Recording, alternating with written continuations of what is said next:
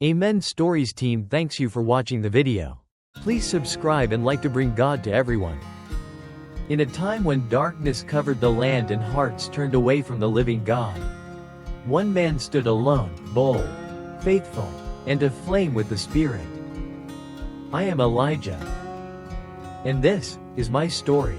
A journey through fire, famine, and faith. A testimony not of my strength, but of the power of the God who answers by fire. I am Elijah, the one who faced heaven's fire. I am Elijah, from Tishbe in Gilead. I was never a man of many words, but when the Lord places his message in my mouth, I cannot remain silent. And that is how it began, with a prophecy against my own king, Ahab, and his corrupt court.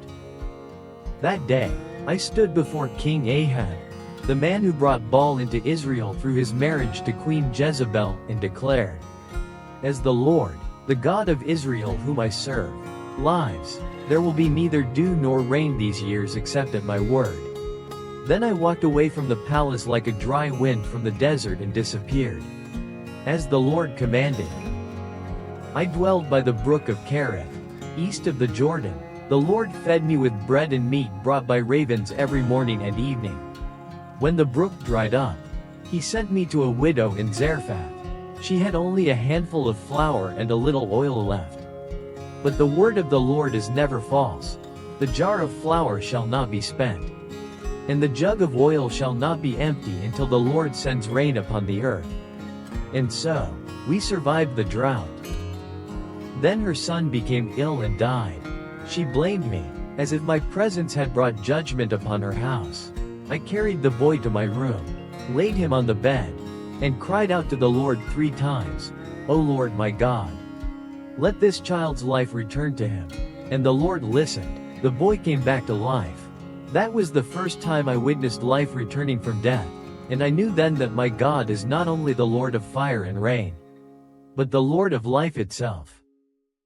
3 years passed, and the Lord commanded me to return and confront Ahab.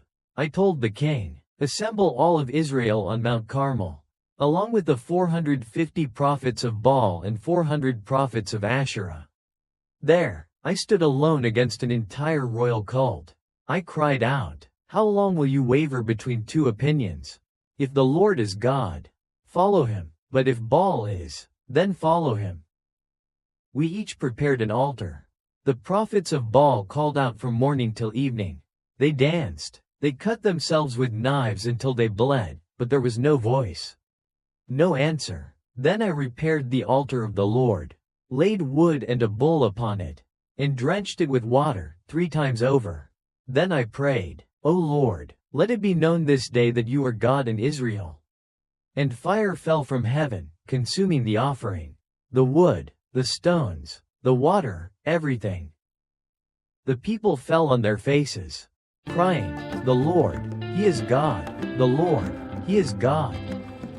I thought it would end there, but Jezebel swore to kill me.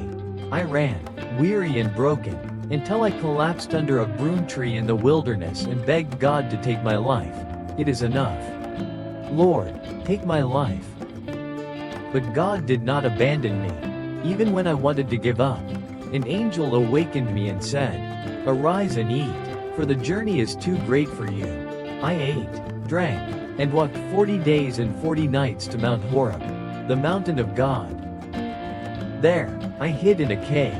God asked, "Elijah, what are you doing here?" I replied, "I have been very zealous for you, but I alone am left, and now they seek to take my life." Then the Lord told me to stand before him. A mighty wind tore the mountains. Then came an earthquake, then fire, but the Lord was not in them. After all that, there came a still small voice, and in that silence, I knew he was there. Not only in signs and wonders, but in quietness, the Lord is present. I thought I was alone, but the Lord revealed there were 7,000 in Israel who had never bowed to Baal. I was not alone. I was only one part of his greater plan. In the end, I was taken from this world, not by death, but in a chariot of fire, with horses of fire, caught up into heaven in a whirlwind. My beloved disciple, Elisha, saw it all. Though I no longer walk the earth, the memory and the mission remain. I am Elijah, fed by fire and water, who heard God in the silence, and I live on in all who long for truth, justice, and faithfulness. Though I was taken up in a whirlwind, my spirit still speaks.